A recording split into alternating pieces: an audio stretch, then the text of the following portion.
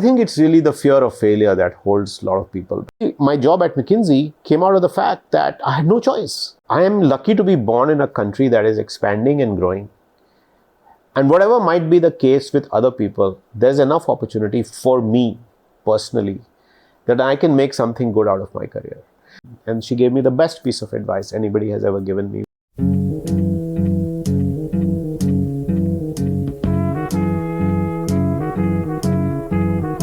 We're honored and privileged to host Dr. Pramath Raj Sinha today, whom we deeply admire and are thankful even for having revolutionized the face of Indian higher education that we're a part of.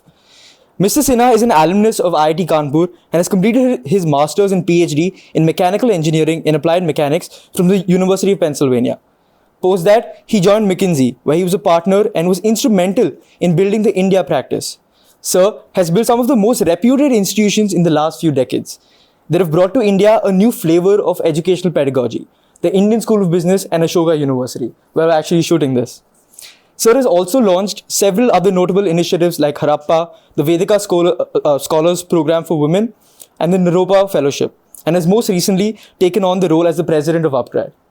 Again, sir, we're immensely grateful that you're sitting down with us today for our podcast. Thank you so much for having me. Thank you. Sir, as you know, this is called the I Don't Know podcast.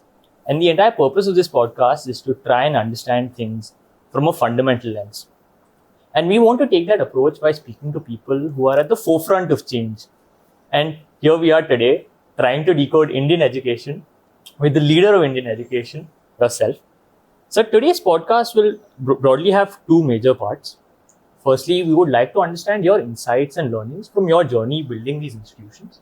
And second, understand your views on the different aspects of Indian education and what it's evolving to become. And we'll dive right in.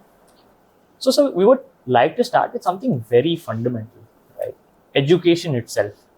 In today's world, we all try to define what education means. It has a practical definition, it has a social definition, it has an effective definition. But we want to boil it down to an almost childlike sincerity and understand how it works in the world we are today. So if you were to define education today for a person beyond degrees and accolades, how would that be? What are the marks of a truly learned individual in your opinion? So being truly learned obviously has a certain connotation, which is that somebody is well informed. They are able to think through things in a structured manner. They are not fazed by new areas that they may not have ever seen or studied or experienced in their life. They are still able to engage in a conversation. I think that's what being learned probably means to people. I think while that could be one of the outcomes of a good education, I think education to me is really preparing an individual for life to lead a meaningful and productive life for themselves. It enables you to survive and thrive to the best of your potential in this world that we live in. Now, because of that, because the world is constantly changing, education also has to keep up with the way the world is changing. Of course. Because if you were born 500 years ago, then your education would have been different because you would have been prepared for a very different world. Today, we have to prepare individuals for a very different world. So to me, it's really about preparing you to lead the best possible life that you can lead in the life that you have. Both at a personally satisfying level, but also from being a productive and sustainable economic entity, because you have to live, you have to earn, you have to. Okay. Now, this education to me gets broken down into two parts. There is the school education, which is largely looking at all of what human beings and we as a human race know about the world we live in, and know for a fact about the world that we live in, so that we are not going out into the real world without understanding how the world operates. To the extent that we understand how the world operates, you should graduate from high school with a pretty good understanding of how the world operates. And that's why you study a myriad of subjects. You study maths, so 2 plus 2 in this world does add to 4, and that's not going to change with the evolution of the world.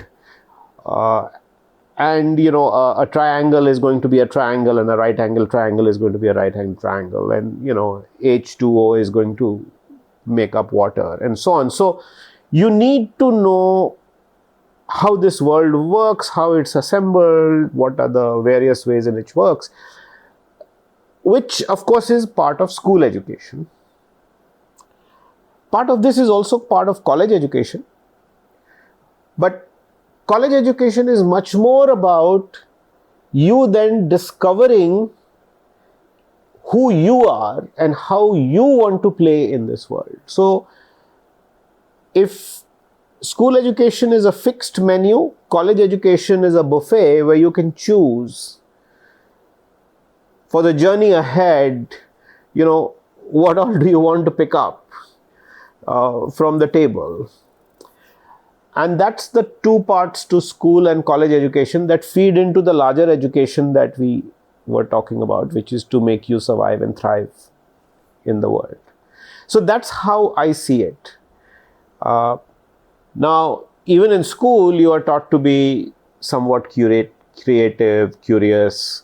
It's not only about teaching you what we know, but also preparing you for college, so that you can learn how to think, how to write well. But the real independent thinking, discovering who you are, discovering your voice, discovering what you like, don't like, what you might want to do with your life, is all part of more of the college education than it is part of the school education. Right.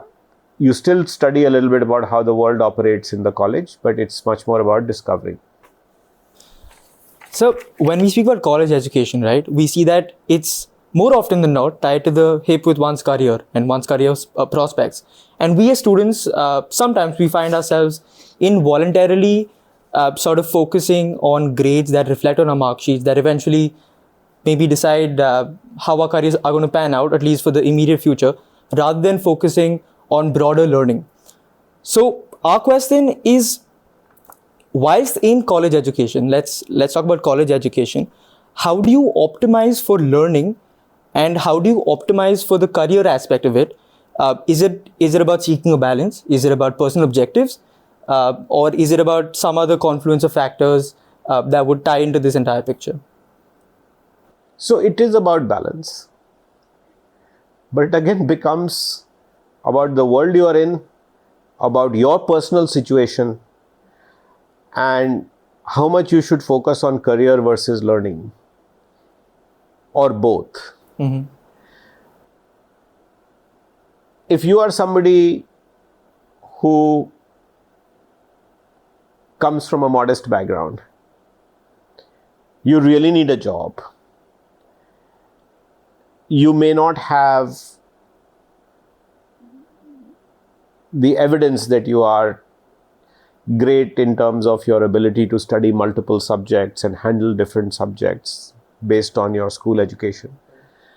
You may choose to take a safer path and go and do a degree in engineering or computer science and get a software job and be satisfied with that, at least for some time. And there's nothing wrong with that. On the other hand, if you have the ability to study multiple different subjects at the same time, you are naturally curious, you can afford to not care about having a direct connection to a career immediately. And you can live with the confidence that one day you'll figure it out and somewhere you will get ahead in life, you'll do fine. You don't have to worry about making that connection right now. then you'll obviously go to a place like Ashoka and say, listen, here I have the whole field to play. I can do whatever I want. I can study this and that. I can double major. I can do minors. I can do concentrations. I don't have to worry too much about which discipline. Right. And that's a privilege you have. And you're lucky to be in a situation where you can do that. So we're saying exploration and learning is somewhat privileged? I do think so. Especially in an environment where opportunities are constrained for people. Look, when I was growing up, my father said, you need to get a job for 10,000 rupees a month. That's your goal. He was a writer, by the way, very creative, came from a much more sort of creative, if you argue, social science, humanities background. But his thing was, you need to get a 10,000 rupee job, otherwise you will not be able to live your life.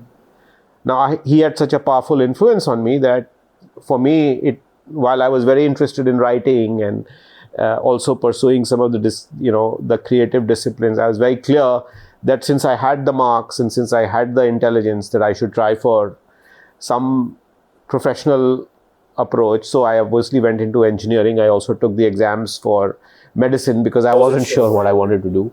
So I was doing both, and I know it was mostly because I got into engineering that I got into engineering. If I hadn't gotten into engineering and would have qualified for a medical, I would have gone for that. I was quite open, which was perhaps a little bit of privilege that I had, that I didn't. But I did end up going to IIT, but still studying metallurgical engineering for 4 years, in which I had no interest, mainly because I thought with an IIT degree I would get a job. And interestingly, having studied metallurgy for 4 years, I got a job as a programmer because I had taken one course in computer science, learning programming. And at that time, there was a big boom in India and IT companies were recruiting anybody who could program. And that's how I got a job. And I was very proud of myself that I got a job and fulfilled my father's dream of getting a 10,000 rupee job. It was only when two professors sat me down and said, you are an idiot. You shouldn't sell out to the software world just yet. You should study more. You have the capacity to do more. That I even got the courage to say, okay, maybe they are right and maybe I should study more. And I ended up going and doing a master's and PhD. I didn't know any better at that point in time. At that point in time, getting that job, going to work for Tata Burroughs and doing coding was how far I could see I could go. And I was very happy with that. Right. So, like you mentioned, like we discussed, that we believe that learning is some sort of privilege in India at least. And throughout your journey itself, you got to experience such diverse set of roles and people around you in the different roles, even in your career, right? If you go from, say, IIT to a PhD abroad and then joining consulting, you call this a squiggly career path in your book.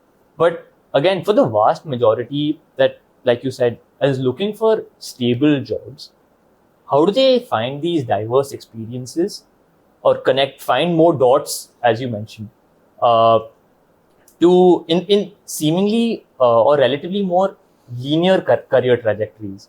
How does one build more diverse experiences in those sort of career trajectories?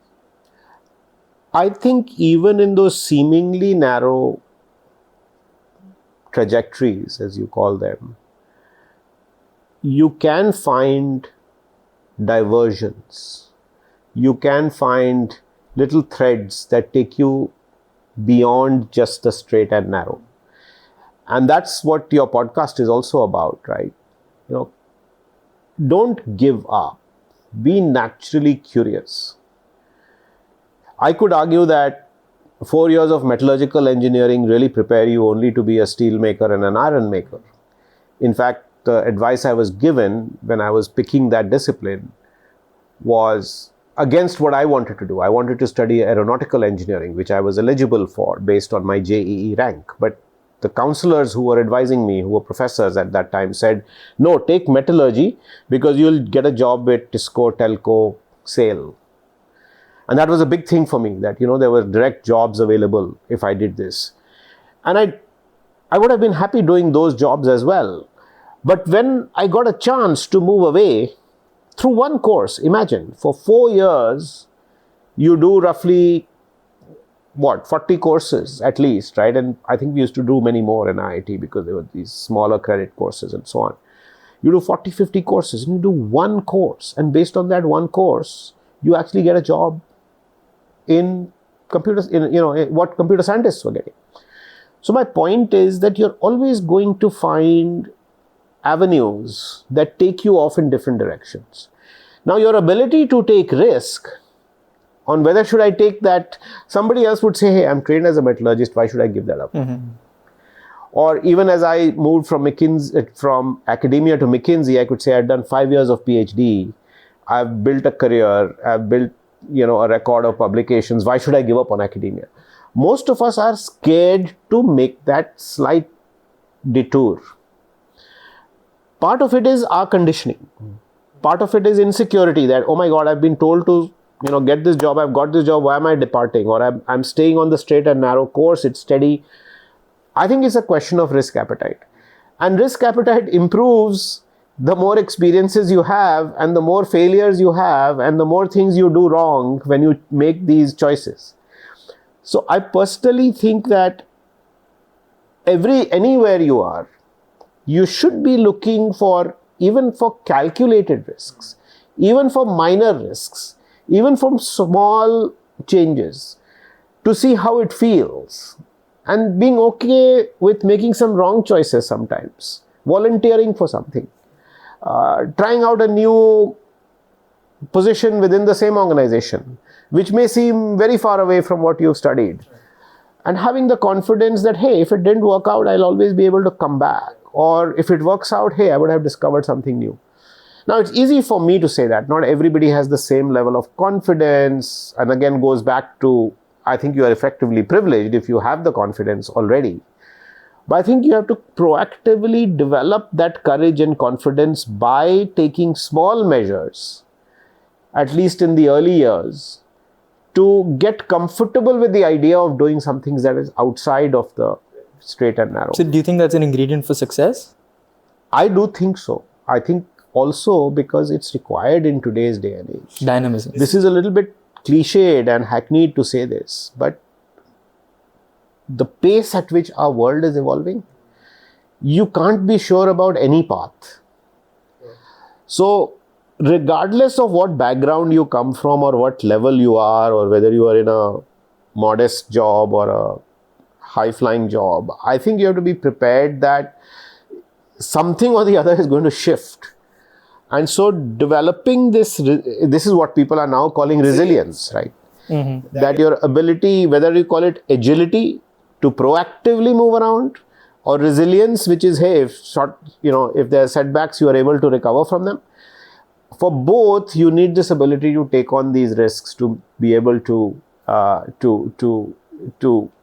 be naturally capable of switching to something completely new. Right. And yes, developing that proactively is important for anyone in today's day and age. So you're speaking about uncertainty here, right? But on the flip side, as students, and I'm speaking for myself also here, I see that we're constantly trying to chart our journeys. We're trying to work backwards from what we want to achieve, what our ambitions are, try to work backwards and see what the next step should be. Do you think we as a generation maybe try to hard code our paths? And in doing that, we don't allow the magic of serendipity to actually play out. And what advice would you give to any student on how they can manage being prepared while also allowing serendipity to influence their life and again being agile, as you said? Yeah. These are all these questions which to me don't have a either or answer. I think the world is more this and that rather than this or that, to the point that sticking to something and serendipity both have to be part of how you go forward in life. You can't give up on either. And so you have to ground your next thing in some reality to say, listen, these are the opportunities that are available to me given where I am right now, based on what you're calling hardwiredness, right?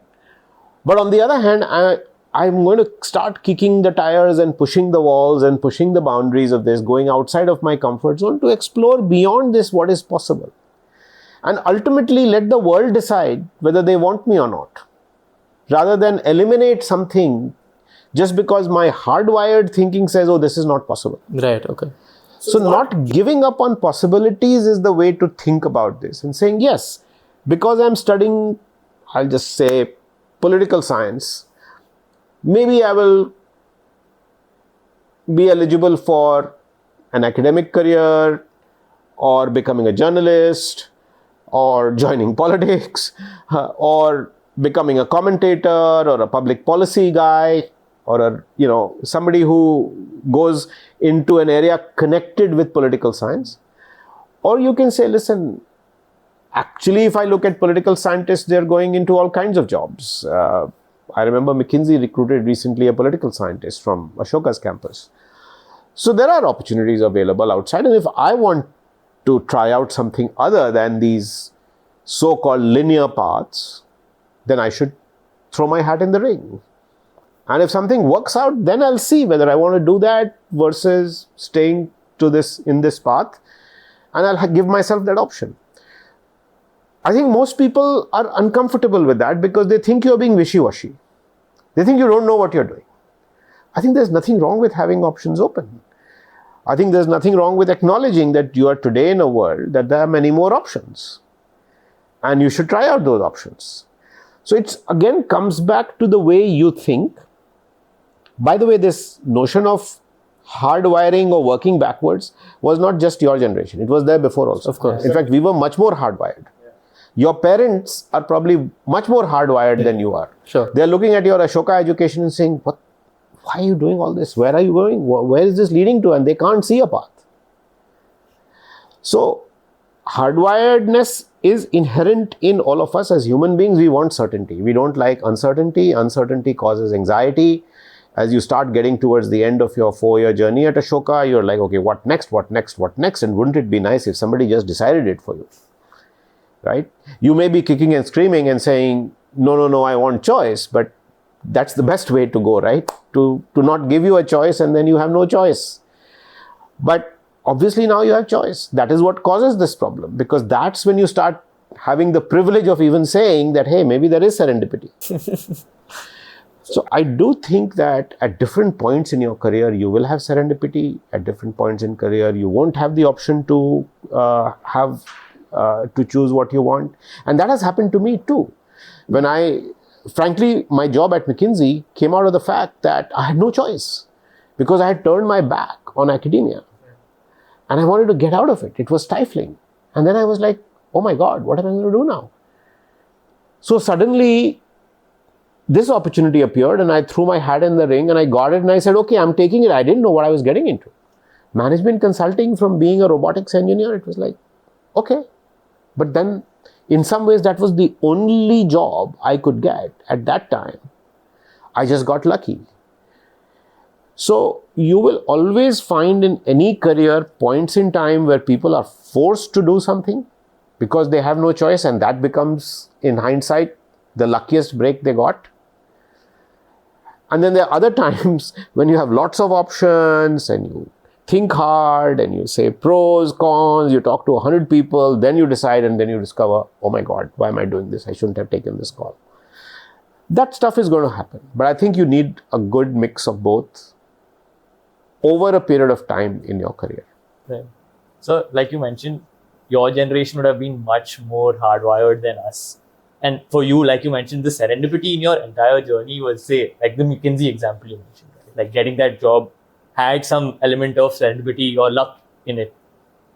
But to deal with that hardwiredness of doing a 5-year PhD and then saying, okay, now I'm going to do consulting, there's a lot of sunken cost fallacy you like have to deal with, right? I've done. But that's what it is. It's sunk cost. Yeah, go ahead. So how does one like look ahead while making sure that it doesn't become a baggage? What they've done doesn't become a baggage for them. Yeah, I think maybe it's a tough question for me to answer because I have never thought that way. And maybe I was born with it. Maybe my parents ingrained that in me. But I do think that in general, and I counsel a lot of young people about careers and opportunities, I think it's really the fear of failure that holds a lot of people back.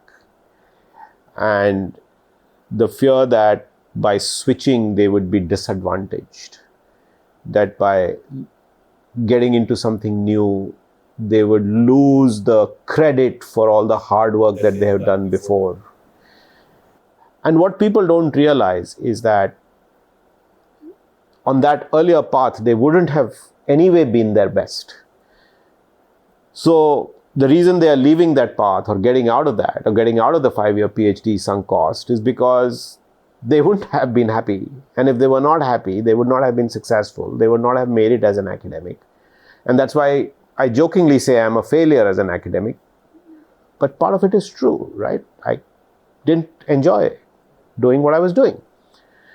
So I do think that ultimately it really does boil down to somewhere developing the confidence of turning your back on a sunk cost, applying the sunk cost argument to your own investments in yourself, which I know is hard to do, but if you only believe that on the other side, and this is not some false fatalistic kind of hope, if you only believe that, if you truly believe in yourself and you truly are saying no to something or something didn't happen the right way for you, but that you're going to make a better future with whatever other path you take, that confidence or that belief is the only way to overcome this sunk cost fallacy or regret, if you know what I mean. And I fundamentally believe that ultimately there's ambition, but there's also drive. And drive is slightly different. Drive says, yes, I have ambition, but even if I get setbacks or if things don't work out, I think I have the drive to overcome these, that I can get past this sunk cost fallacy, that I can envision a future that is even brighter than the one that I left, right? Somewhere developing that belief, that drive, that confidence, that lack of insecurity, that courage to not feel fear or regret. I think all those are really the ingredients that go into developing this ability to move on and not constantly look back. I fundamentally also believe now, and this sounds very philosophical, but fundamentally if I come back to us and in India and where we are as a country and an economy, your generation, and again if I come back, narrow it down to the people on this podcast who are largely your generation, you have to operate from a position of saying, I am lucky to be born in a country that is expanding and growing. And whatever might be the case with other people, there's enough opportunity for me personally that I can make something good out of my career. That's something I fundamentally believe is true for all young Indians today. That you do have the opportunity to shape your future.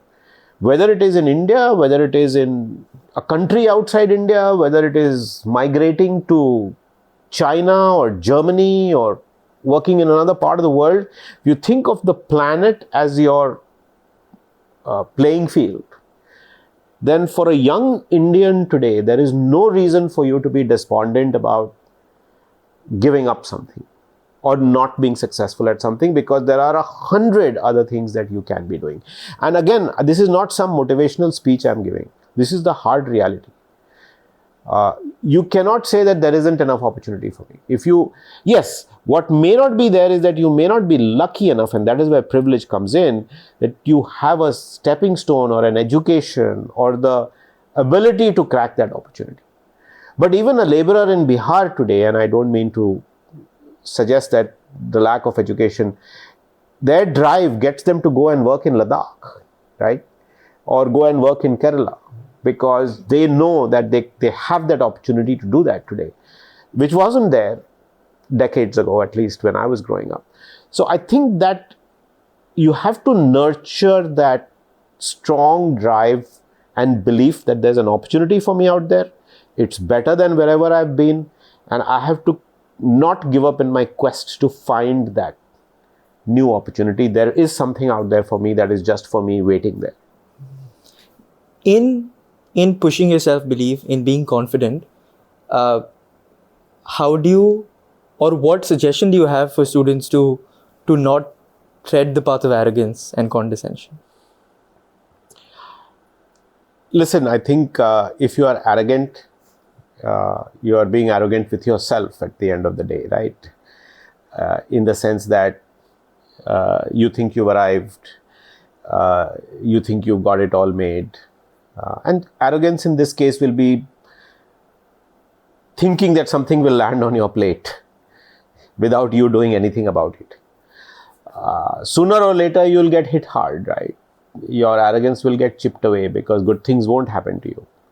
And you'll realize that you also have to work hard, that you also have to make an effort, that things won't happen automatically, that you can't just be entitled because you have a good education or because you speak well or write well or, come from a good family. So I have seen that ultimately actual performance, events that happen in your life derail even the best of us, right? So that's the only way you become humble and you say that, listen, I've had a good run, but something is going to derail me at some point in time. And I think that's what I've seen happen to people who have taken things for granted. So I do think that there is no substitute for hard work. I know there's a lot of talk these days about work weeks and so on.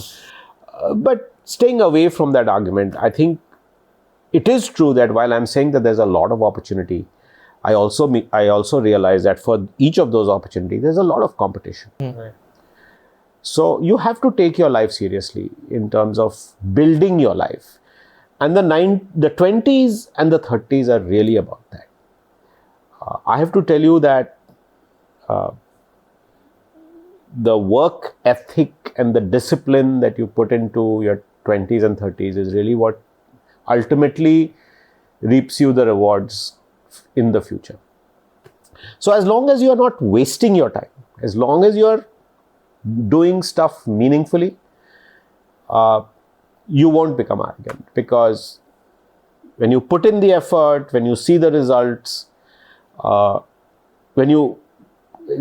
more you do, the more times you will fail. You will realize that, just your arrogance or your entitlement or your privilege is not going to take you through, that you still have to work hard. The more appreciative you will become of hard work and being humble and making the effort. So I really do think that it really boils down to committing yourself and saying, I'm going to be disciplined about work. And I'm not going to get carried away in a bubble. Sometimes university environments like this one can be a bubble. You think you've arrived. You think your world has risen up to serve you. And somewhere they will give you those opportunities. You were selected. You are the creme de la creme. You've done so well academically. You've got into a top university. So good things will happen to you.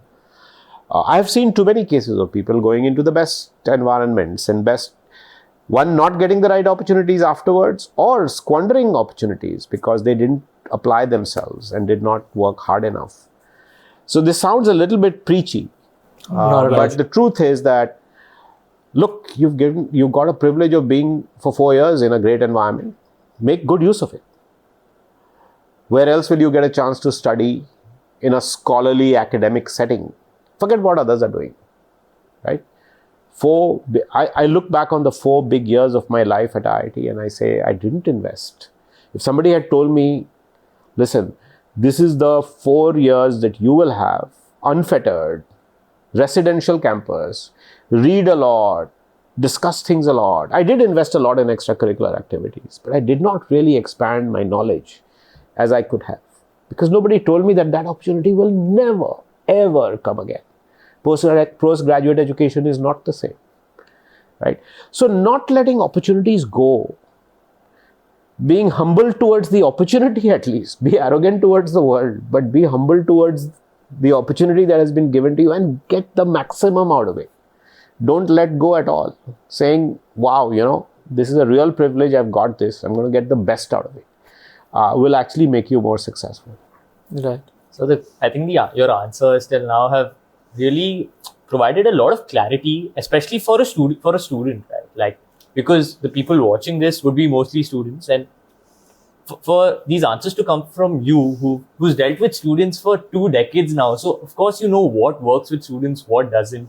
So getting those answers has been really enriching. So genuinely, thank you so much for that. And I think was also very personal for me. I think what I've heard would maybe change my worldview significantly. 100%. I hope so. So we would like to shift tracks a little bit and speak about your career and your time building ISB and Ashoka. Yeah. So in the build up to this episode, we definitely looked at all the other podcasts you've been on, and we were very amused by listening to all your little details and anecdotes you provided about the different instances of building Ashoka and ISB for that matter. And we tried this little exercise ourselves where we said, okay, we are Dr. Pramath Raj Sinha 2 decades ago. And if we are given the choice of building ISB and Ashoka, given all the lofty aspirations it carries, would we? And despite however courageous we tried to be, we couldn't get ourselves to say yes, purely because of the sheer magnitude of the task it was, right? And now that we realize it, you dreamt so distantly into the future, it was purely inspiring. And in that regard, we want to understand, when you had that vision built for yourself, how did you convince firstly the investors to believe in you and provide you the funds to set up these institutions, to sell such a different kind of education to students, and then sell this distinctive student persona that you've created using these institutes to corporates out there who've never seen a student who studied in a different kind of environment? So how was that vision building and selling journey for you? Wow, that's a very interesting question. Nobody's ever asked me that, but it's a very perceptive question. All those pieces that you laid out, thinking ahead of the vision, or being able to then convince students, faculty, donors, recruiters, each of those was literally a story in itself. Right? The reality, though, is where it becomes a little easier. That didn't happen immediately, right? It happened in stages. And I got a lot of help. So let me explain to you how the stages went, right? So I must have been in my early 30s, yes, when I got involved in this project in Malaysia, which was a project to build a university there. Okay, it was a McKinsey project. We were working with the Malaysian government, and we decided to build a university. One of the outcomes of the project was that we had to build a university for them, which focused on software and IT, because they lacked that. Now, if you think about it, it was a very safe environment. I didn't have to take too much risk myself. It was part of a project which the client was paying us for, and they wanted a plan how to build a university. And then they also made it even more easy by saying, hey, we already have these 4 or 5 colleges which are doing IT and software. So let's put these together and designate them into university. You had the full support of the government. There were no private universities. There was no, some of the challenges that I faced later on were not there. And the Prime Minister put his main guy, who was head of Prime Minister's office, in charge of that, building that university. So it almost happened like magic, right? So I was lucky to be in that context where I got to see something happen. And then looking back, it was like, wow, I was part of making this happen. You can actually start something like this, right? This is how a university starts. Right. So that gives you a certain level of confidence, right? Then you come to the ISB context where I had Rajat Gupta, who was the global head of McKinsey, who had started playing at the level maybe that I'm playing now. So he had seen big things in his life. So he was that much more courageous, right? His lived experience was much more in line with him dreaming big. So honestly, the dream to build a world-class institution in India from scratch was his, not mine. And then he convinced all the other donors and the other board members. But I could see that. I witnessed that. what I did do though is that I will take credit for the fact that his vision, translating it into the reality and literally building ISB brick by brick, Execution. I got to do, not quite knowing what I was doing, because I'm a doer, so I said, okay, I have to do this. Okay, let's start somewhere. So he started doing, and looking back on it, by 2001, we had launched the school, and we just tried to do everything right. There were some insights about how to do it and so on. But look, that was a bet, and it worked. Okay, 6 years later, we were ranked number 20 in the world, and you're like, whoops, how did we do that, right? So that's when I realized that you could do this, that there was a possibility of making this happen. So that's when Ashoka happened, I had seen that movie, albeit a mini scale of that movie, but I'd seen the movie. I knew that it could be built into a mini series, right? To that should give you some sense of how it evolved. So there was a lot of confidence that came from there. So while Ashish and Sanjeev and others had never built a university, I could see that you could build a program very quickly and make it count. And I could see that there was a gap in the rest of the education system. So while it may look like, I was always like this, or I know in my 20s I had envisioned world class, not at all. I was like you. I would have said, are you joking? Why even get involved in this? And I think I've told this story many times, that even when Rajat first approached me, I was like, oh my God, I don't want to work with my boss's boss. If I screw up, I'm going to lose my job. I want to retain my job. I don't want to take the risk of going and working on this project. Who knows what will happen in this project, right? And building a business school, I don't even have an MBA. What am I going to do? So these were all these arguments I gave him to try and get out of it. And he kept saying, no, you have to do this. And I did. And look, that's what happened. So I do think that a lot of the courage to do what you're saying and a lot of the visioning comes with the help and support. You really stand on the shoulder of others when you do these things. I wouldn't have been able to do Ashoka by myself. It hadn't been the support of Ashish and Sanjeev, who then had the confidence to raise the funds, right? Because, the amount of money we've raised, nobody has raised this kind of money for an education institution in this country ever. The amount of scholarships we give away, nobody has done that before. But we can do that because these guys have dealt with large sums of money, and they know that this is small in the larger scheme of things. I've never dealt with funds of that scale, so I often get awed by the challenge before us, and I'm still learning that part of it. But yes, getting students like you, getting programs going, making sure that the infrastructure is world class, making sure that the faculty are absolutely top notch, that our students are going and working in the best companies, going to the best universities to study, that I was very confident of. So you spoke about Rajat Gupta, and you've extensively spoken about Mr. Rajat Gupta as being your mentor. I want to ask you, how do we as students today find a mentor, and where do we find a mentor? A mentor will naturally come from somebody you know. A mentor will come from somebody who you have worked with, studied with, learned from, and that relationship then turns into one where that person becomes committed to your success. So one of my mentors is my high school English teacher, Gauri Ishwaran, who's involved in education. For many years, I'd never met her. But once I got involved in education, I reconnected with her in Delhi, and I would consider her as a mentor. I get a lot of confidence in discussing things with her. I remember once discussing with her, how do you make a world-class educational institution? And she gave me the best piece of advice anybody has ever given me. She said, you have to make your students happy. Can you make your students happy? Now, that's a very profound and insightful thing to tell you, because she's obviously not talking about students having just fun and entertainment and games, but she's talking about students feeling fulfilled, satisfied, So that's how mentorship happens. My PhD advisor, who's 91 years old, and I left academia and robotics, is one of my mentors.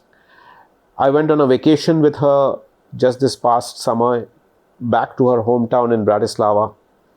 And because of that vacation, I met some local Slovakians who were doing a competition for awarding people in doing scholarly work in computer science. They didn't have a jury member.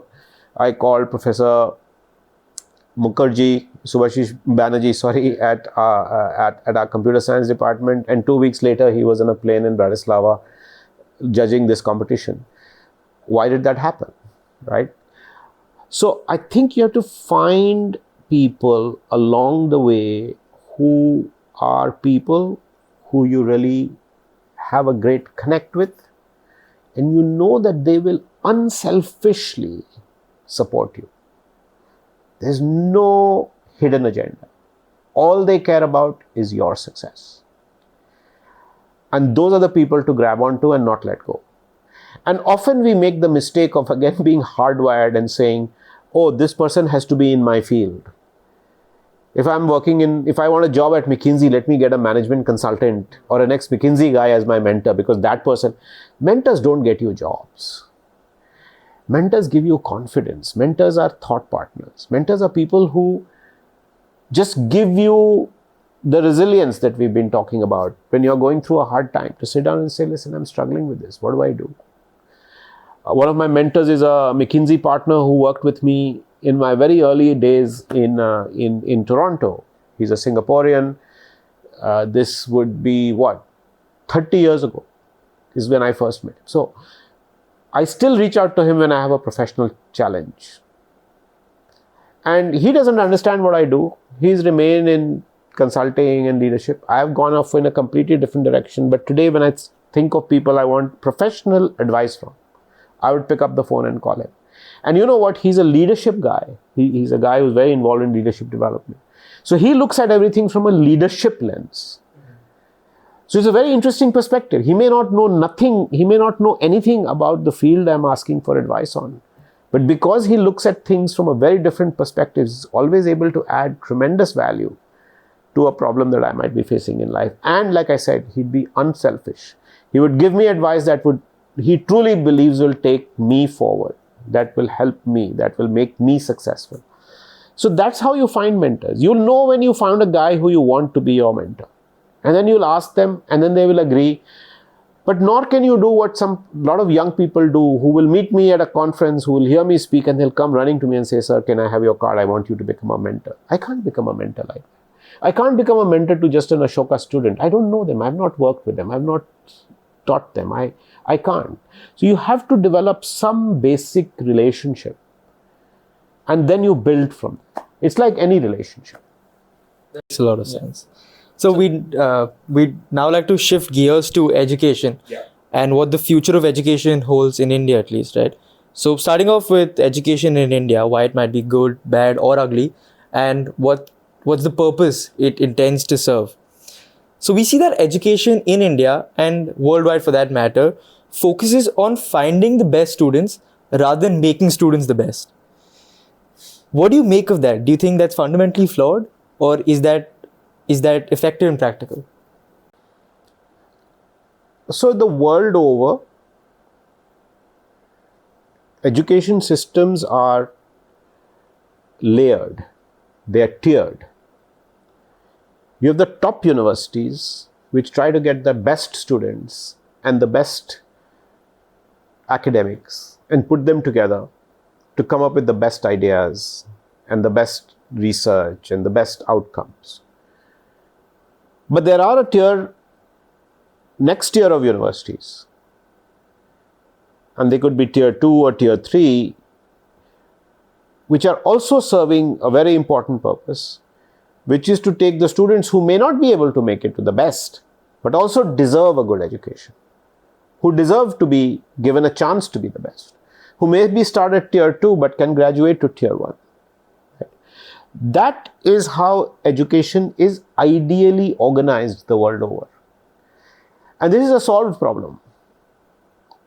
There's nothing new about this, right? It's very difficult to put people of different capabilities, mental abilities and cognitive abilities in the same class and teach them together. And therefore, everywhere in the world you have this tiering of educational institutions. And those educational institutions each have to be clear about what purpose they are serving. Ashoka is clearly trying to be tier 1. The US has something called the Carnegie classification of universities. The universities you and I mostly hear about and our friends or go there and you might aspire to go there are what are called R1 universities. They are the research universities, the top-end universities in the Carnegie classification who are always looking for the best students and the best faculty and doing the best. Then you have the other tier 2 and tier 3 institutions, which are very large institutions, and they serve a very important purpose of preparing the next level of students for a career, which serve a very important economic purpose, giving them jobs, preparing people for the workforce, and providing talent to the world.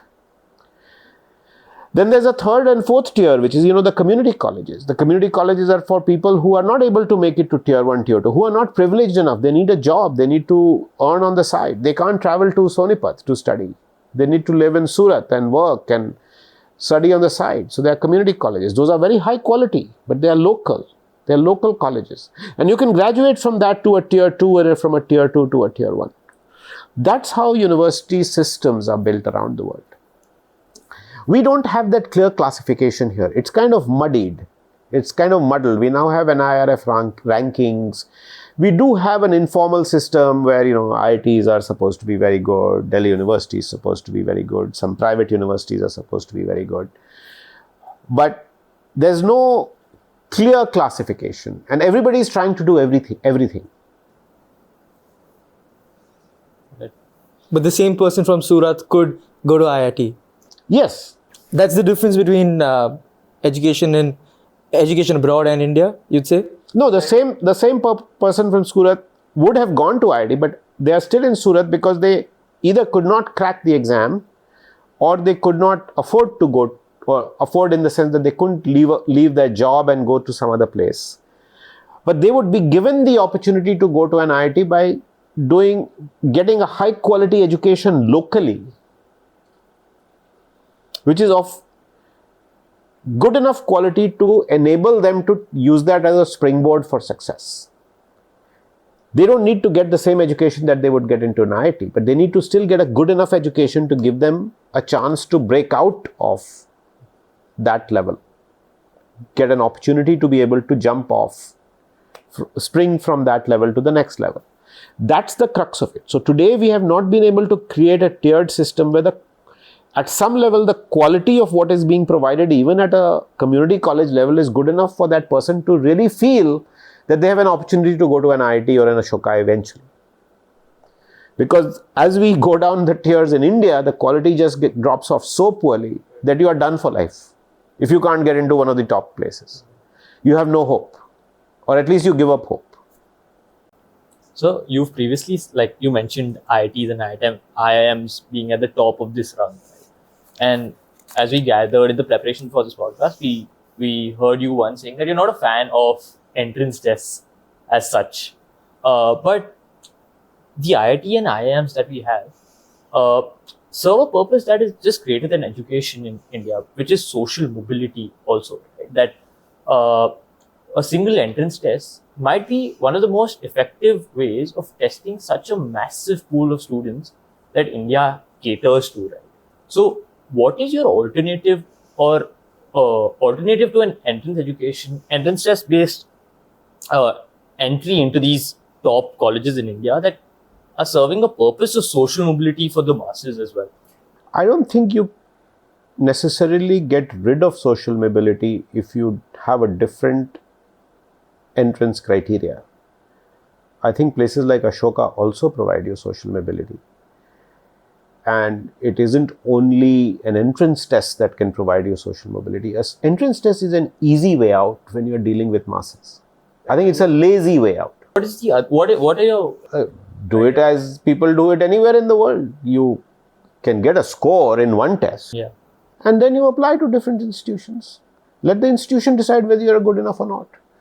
Why should somebody else decide where I'm good enough to go to or not, right? I think the entrance test fallacy to me is really that somehow because of my rank in one test, everything gets determined by that one rank. And it is a good way, I agree with you, that provides an equalizer. But there are other ways to also do an equalizer, and I'm saying, fine, you can't switch over to that immediately. But nowhere in most developed countries in the world where we have large education systems, people apply to 10, 12 colleges and then get picked up. What's wrong with that? What's wrong with a system where you have one SAT, if people want an SAT, or you have your class 12 grades? Let the universities see, the assumption is that somehow the universities will be unfair to students, that they will not provide social mobility. Why do we assume that? There's no reason to assume that. You think maybe CUET is a good development in that regard, which is a common score, and then the students apply to whichever central universities they want to.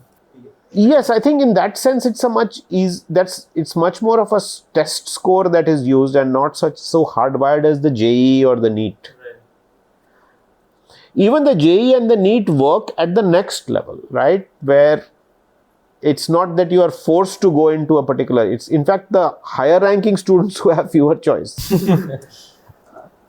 Because you do have more choice, but effectively your choice is limited.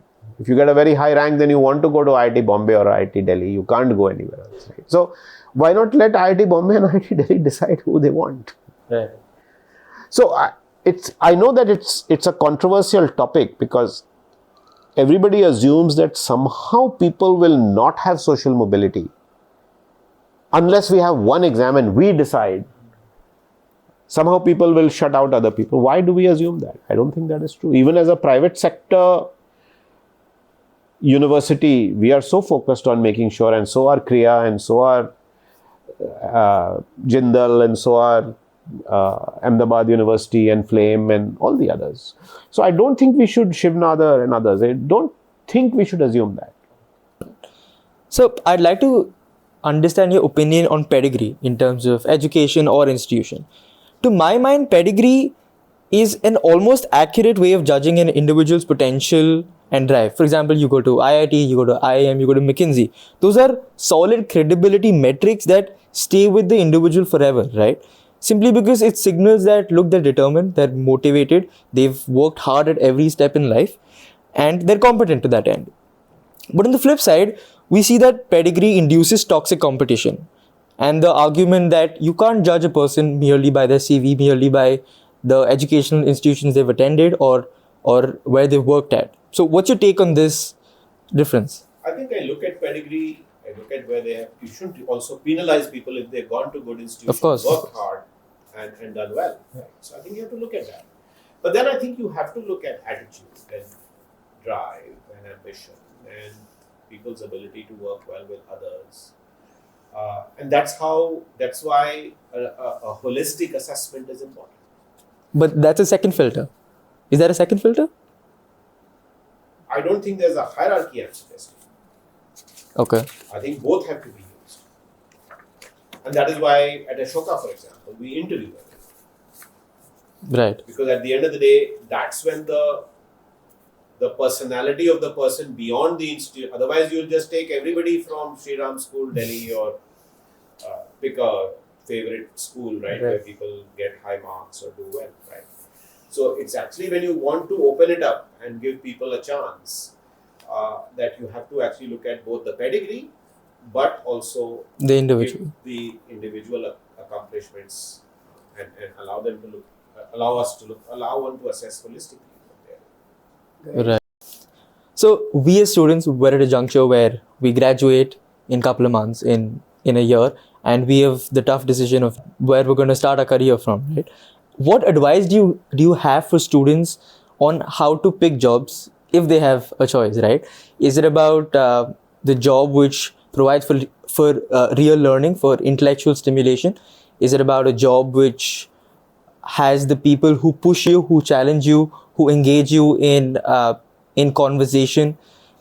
Or is it about a different metrics? Is it about secondary or personal ambitions one may have? Should money ever be a talking point? What is your advice?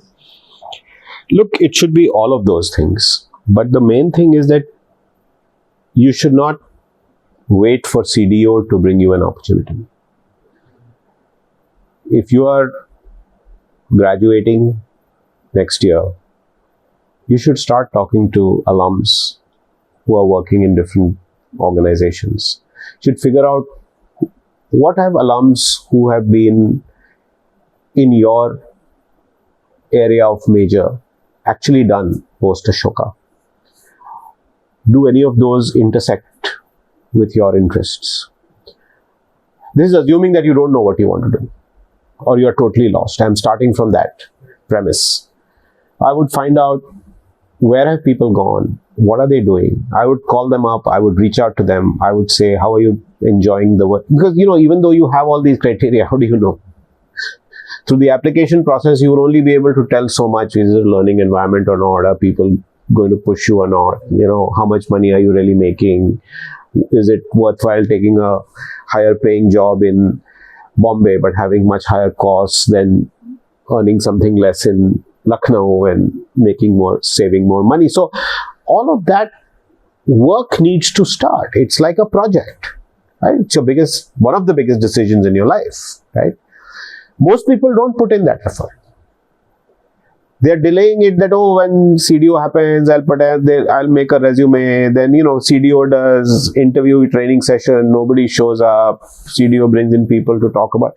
You have to really put in the work if you really want to create a good outcome for yourself. So I would start doing the research for yourself, in educating yourself. What are the opportunities that Ashoka brings? What will it take to participate and be successful in them? I would also then, when you talk to people, they will also tell you, hey, you know what? It's only when I joined this company that I realized that other company, but by the way, that company doesn't come to Ashoka. Maybe you should check out that, right? You'll get a lot more information about where else to apply on your own, beyond the Ashoka CDO system. So I do think that you almost need to treat it as a project and say, listen, yes, it's CDO's job to find me a job, but it's also my job to find me a job. And in fact, I will have my best interest in mind. They will do their best, but they're trying to get jobs for 400 other students. So that's how I would think about it. If you don't know at all what you want to do, the only way you'll be able to find out is by talking to people, by building that network, contacting people.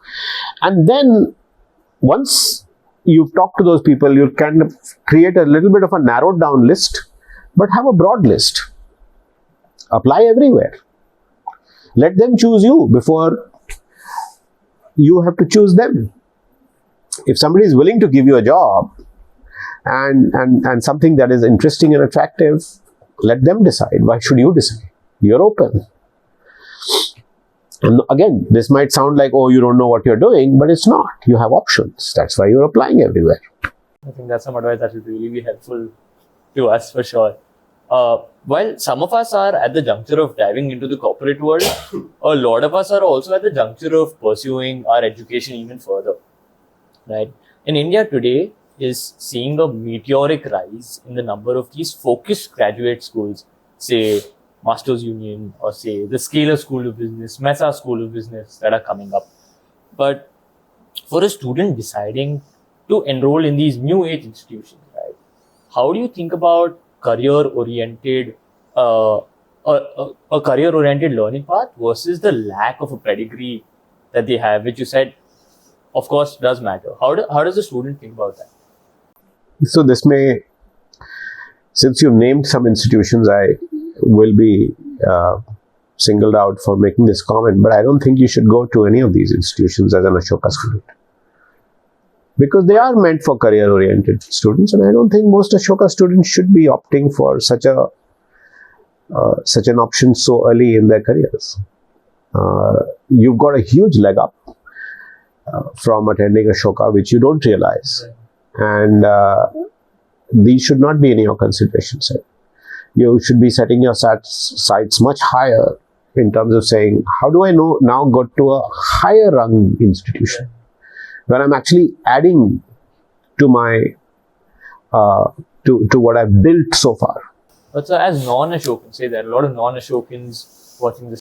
Fair enough. So for them, this could be the higher rung. Yeah. And absolutely they should go. Right? So if they see that this is a greater quality of learning, greater cohort of students, better faculty than I have encountered, they should absolutely go. And that's the point I'm making. As long as it's a informed choice that you're making, saying this is actually going to take me up in life. And that's why these institutions are also doing well, right? As long as you feel that this is going to take me up in terms of, now again, you may say, how do I decide that? You decide that by looking at, genuinely, are they getting people the jobs that they are promising? And those jobs are better than what you would have gotten otherwise. Genuinely, are those students who are studying there happy? Have we talked to the students? Have you done the research on the faculty who are coming there? Are they the quality that you wouldn't have found otherwise? All of this is possible to do. But you see, this takes hard work. And this is where the hard work comes in. This is not the 90-hour work week, but this is the hard work of saying, hey, this is my life. I need to figure out.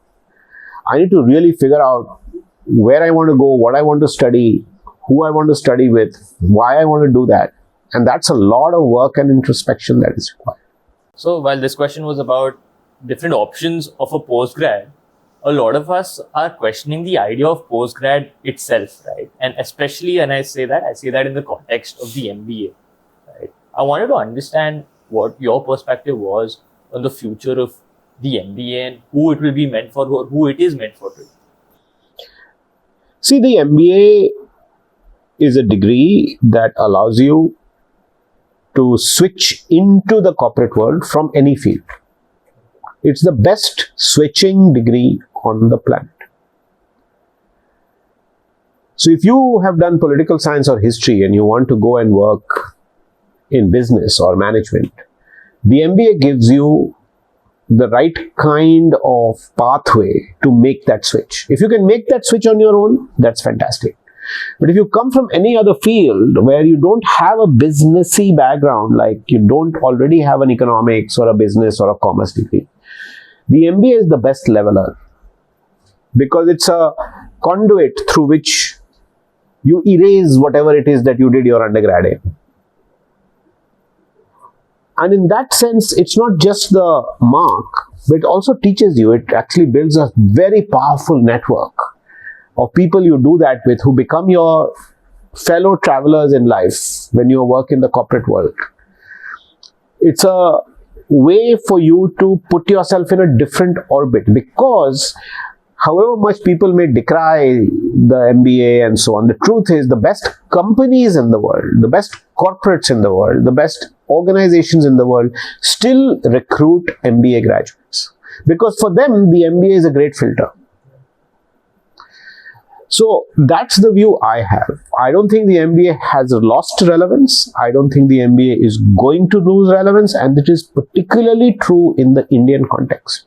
We should not get caught in this very Western discussion about the relevance of higher education, the relevance of MBA, the relevance of liberal arts. I mean, that's a very different context. The demographics are different, where those countries are different. In our country, if you want to get ahead and be successful and make a successful career in the corporate world, if you want to earn a lot of money, and nothing wrong with that, I think it's a good idea to do an MBA from a good school.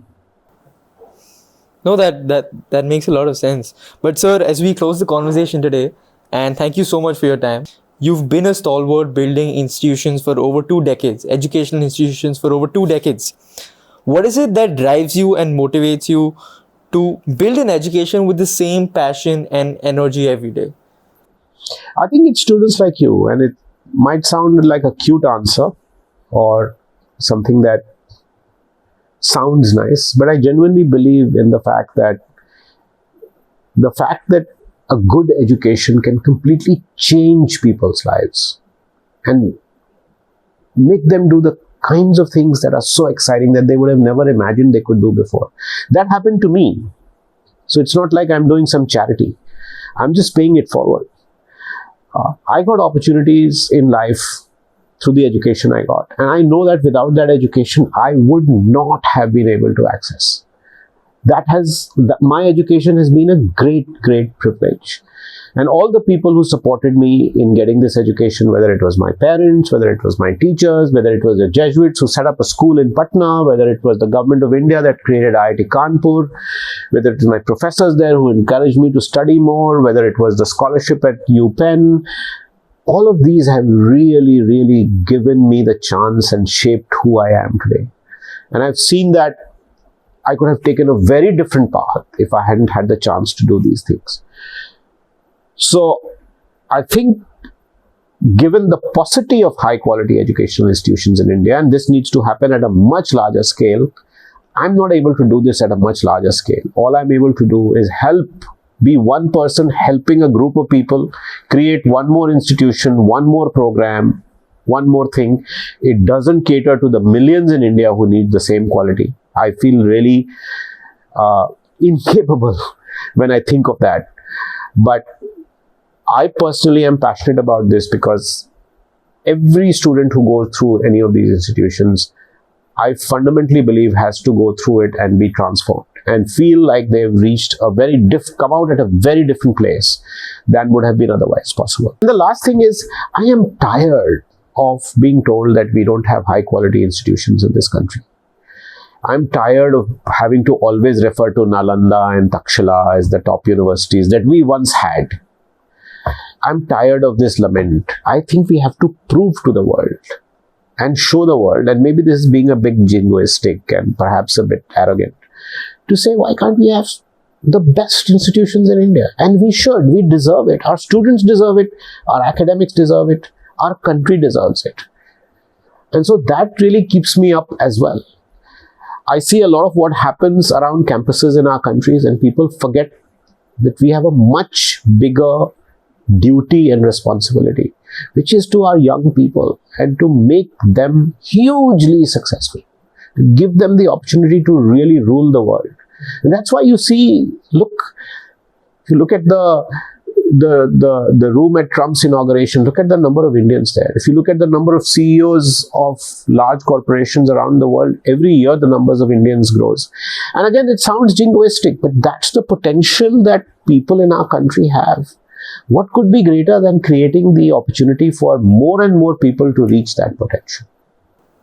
So I can say with guarantee that the work you've put into building Ashoka has truly been transformational in the lives the students of Ashoka will go on to lead. I can say with guarantee. Thank you. That's very kind of you. Thank you. On that note, thank you so much for taking time out to be a part of our conversation today. So it has been a privilege talking to you. And thank you. Thank you so much, sir. Thank you. We kind of went all over the place because I was talking too much, but I hope you got some good insights. No, we definitely. Thank you so much.